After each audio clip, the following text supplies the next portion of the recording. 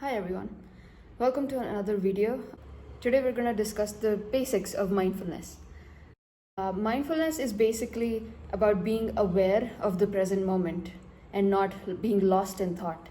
So if you're aware of the sounds in your in your environment, or just aware of passing thoughts in your head, or even your breathing, anything that can bring your attention to something that is happening right now, we call that mindfulness, being aware of the present moment. Now, why is that important for us to know? Many of us, we've experienced being lost in thought. Like we're just doing the dishes, but we're thinking of something that happened 2 years ago, 2 days ago, or maybe worried about the future. So in all those situations where our attention is not really on washing the dishes, but in some false world that appears to be real in our head. So in that situation, we tend to give all our power to an unconscious thought rather than us being able to drive the thoughts ourselves with our conscious mind. It's just that we're not aware of who we are at that moment, which means we're completely under the mercy of some thought pattern that's in our head that we picked up probably many years ago, which kind of keeps on going on in our head. So that brings me to the topic of what are thought patterns.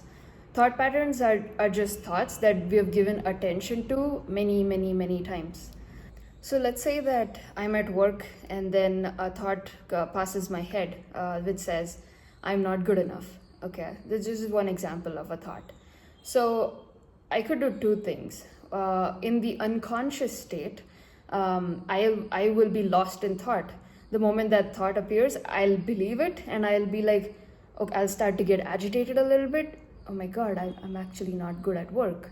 I think I need to do this. I need to do that. I need to talk to my manager, set up more one-on-ones with them, and I need to talk to my customers better. I need to do this. I need to do that.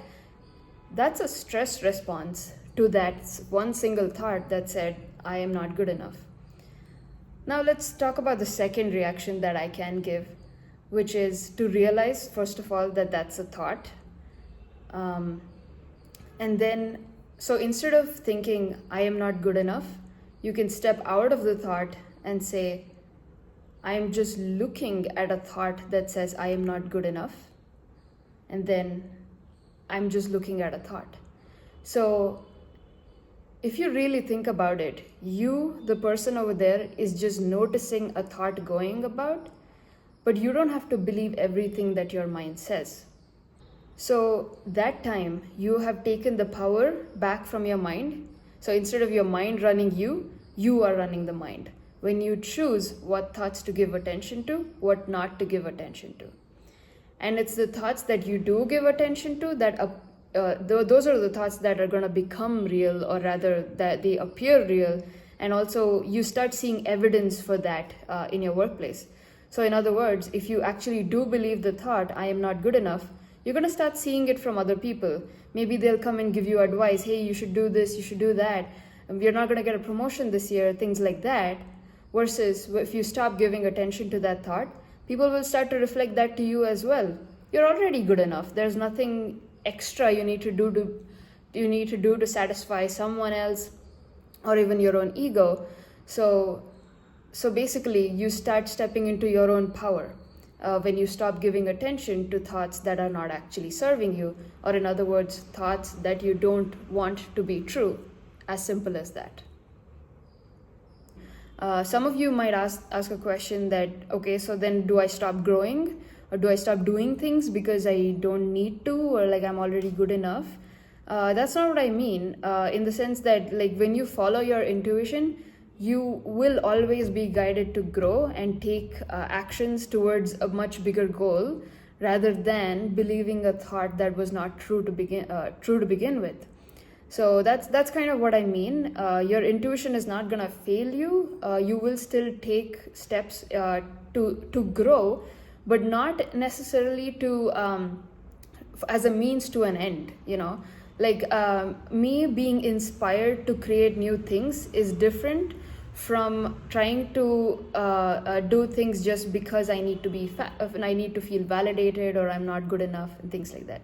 It's the state of being that you have when you do things that matters more than the thing that you do itself.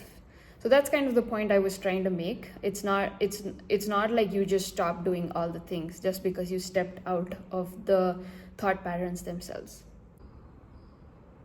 So let me give you some examples of how this has changed my life. So when I was in my corporate job, there was a specific person that I was working with, and there was kind of an idea that this person is not working well, or like he's not delivering on time. So these thoughts were running in my head, and I was into my spiritual journey for quite a bit, and then I realized that you like the general unconscious response to that situation would be go talk to that person, tell them that this is important, make them understand, or like put a deadline, be strong, put your foot down and get the job done, force them, put pressure on them, get it done.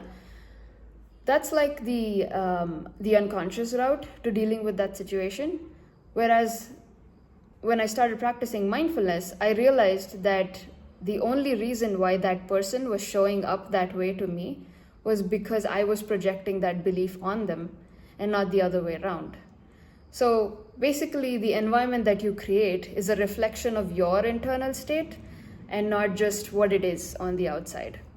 So when I stopped thinking those thoughts about that person, and I just realized that, when that thought came in my head, I can just choose to step back and realize that that's a passing thought, allow it to pass, allow any feeling that you might get to pass. Stop questioning, but he did this, but he did that. Again, that's your thought. Stop paying attention to it. And I just let it go calmly.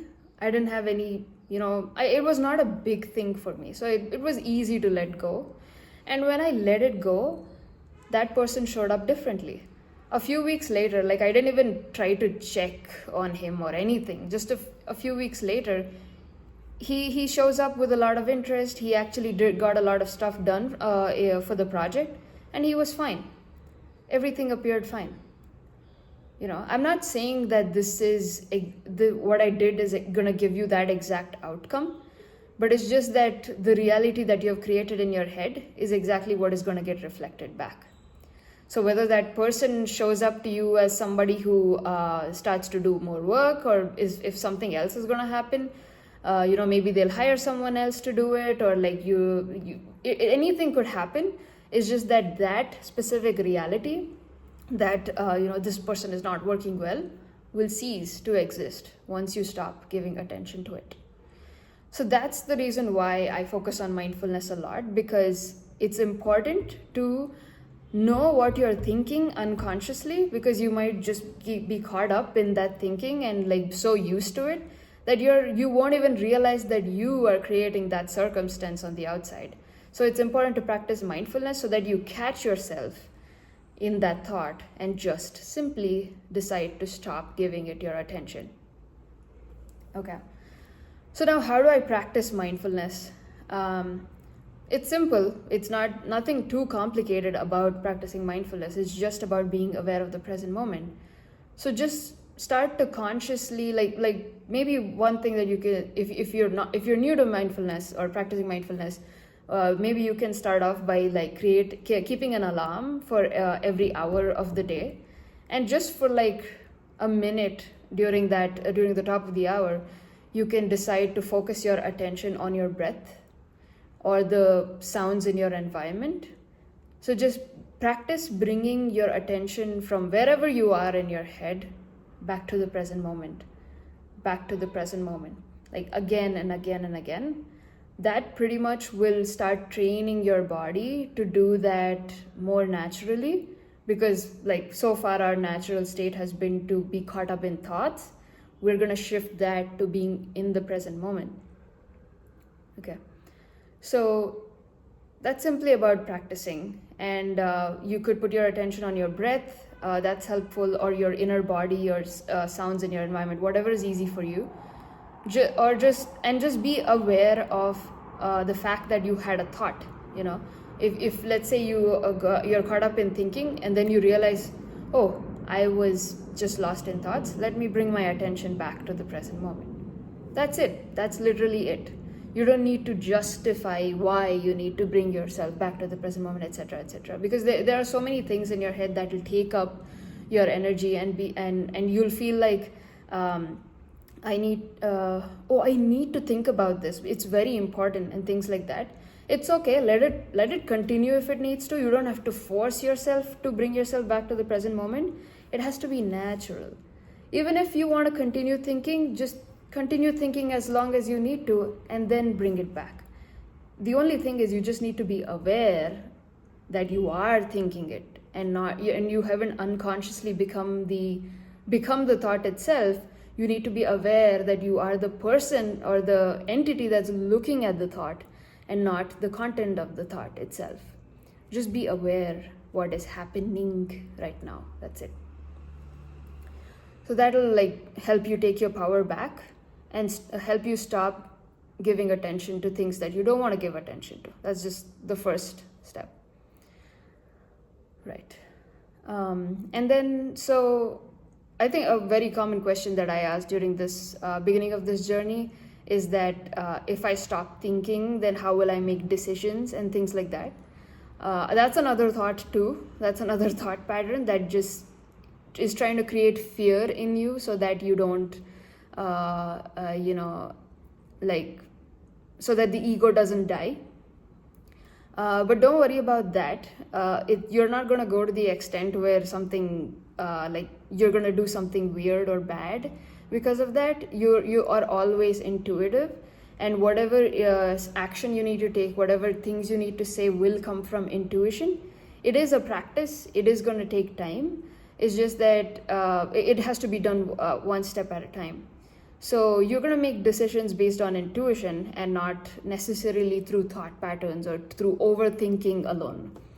You know, like for example, if there's somebody on the street who needs help with their bags, loading their bags into a car, you don't sit there and think like, should I help them? Should I not help them? You're probably just going to go and help them put their bags into their car, right? So you didn't actually think there. It was intuitive for you to take that decision, and it was free flowing. It's natural.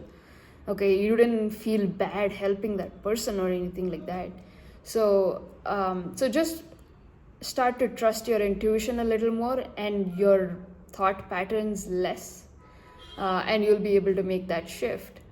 And the reason why I'm like saying all of this is that like this has helped me create a wonderful life, because all the problems that I was having were in my head. So slowly I'm like pulling my attention away from all of those problems and creating from a place of joy and abundance. You know, like I quit my job 7 months ago, 8 months ago. And it was not easy. Like there was a lot of fear that came up. The fear like, what am I going to do next? Or what if I regret it, etc., etc. So I just slowly stopped putting my attention on any of those thoughts. So I was able to quit my job without any regrets. And then start this business basically, or this like whatever I'm doing right now is to start that.